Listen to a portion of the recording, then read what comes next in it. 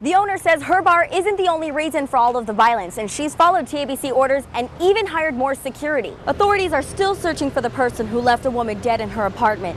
Neighbors heard the shots and called police. The aunt says that when the mother dropped the 2-year-old off at her house, she noticed something was terribly wrong with him. So she brought him here to the hospital, and doctors had him immediately flown to University Hospital, where he later died. Family members say Nancy Shields moved out here to Canyon Lake to get some peace and quiet. They knew from the start Robert Smith was bad news. According to court documents, San Antonio police initially responded to a call for a burn victim lying on the ground. When the officer got there, he found 50-year-old Sharon Denson with multiple gunshot wounds to her torso. Denson told the officer her husband, Glenn Denson, had shot her and killed her boyfriend. I had just seen him last week. He was out working in the yard, and I waved to him, and she had gotten a new little dog recently, and we could see her walking up and down the street, and we talk about, you know, her puppy. The Densons lived here on Preston Court. Neighbors say the couple seemed to be perfectly normal, but a restraining order filed by Glenn Denson against his wife suggests otherwise. In the application for the restraining order, Denson claimed in 1994 his wife got a knife from the kitchen, started cutting at sheets and blankets, then came after him with a knife. In 2003, he also claims she pushed him off the bed, punched him in the chest, and threatened that he wouldn't wake up if he slept in the same bed as her. In spite of that, neighbors say the two appear to still be living together. They just seemed like nice people. The kids were well behaved. It was just really a shock. Glenn Denson has now been charged with murder, attempted murder, and arson. Samantha Najera, KSAT 12 News. There was a time that when I slept, I would dream that I was free. That time was only a few days ago. It feels so good to be free here now.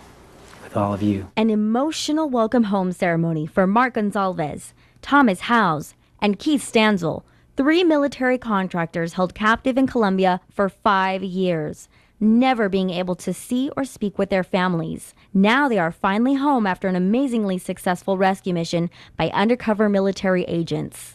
The 3 men were all transported here to Brooke Army Medical Center, making national headlines. An emotional time as they were reunited with their families. Colombian officials say this high-risk operation may be the most successful of their time and have put a happy ending to the nightmare of the 3 survivors, who are considered the longest-held hostages in the world. Now the men are hopeful the remaining captives are safe and released soon. It's a pleasure to be in the USA. Samantha Najera, KSAT 12 News. This is surveillance video of 2 burglars using a set of bolt cutters to break into Aaron Sales and Lease warehouse on the city's northwest side. It takes just minutes to walk out with 4 LCD televisions. We've been broken into so many times, and the employees ourselves, we're starting to hurt because of all the break-ins that we're having. With close to $100,000 in lost merchandise, Aaron's has been broken into 3 times in the last 5 days, totaling 13 break-ins in the past 2 years.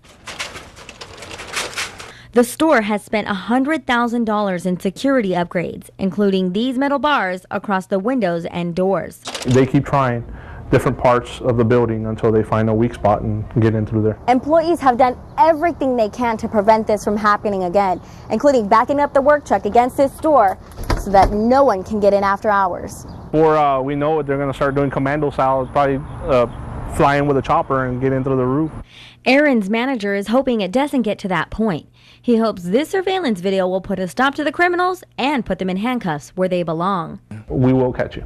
We will catch you. Samantha Najera, KSAT 12 News.